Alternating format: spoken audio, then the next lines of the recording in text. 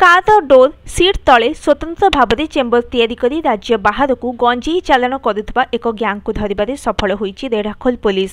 37 KG गंजेई सहित व्यवहृत car 3 जन अभियुक्त को गिरफ्त करिछि रेढ़ाखोल पुलिस।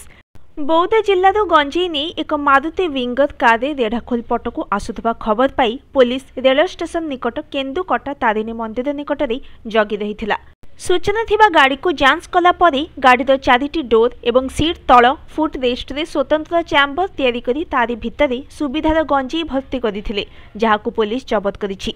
अभियुक्त माने 3 जन हेले सब्यसाची प्रधान, अनंत महाकुड़ और भीम भुक्ता। समस्तक घर बौद्ध सदर टाउन बोली पुलिस सूचना देछि।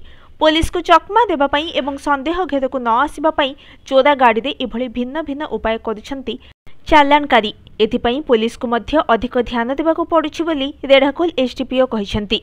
Bureau report news today.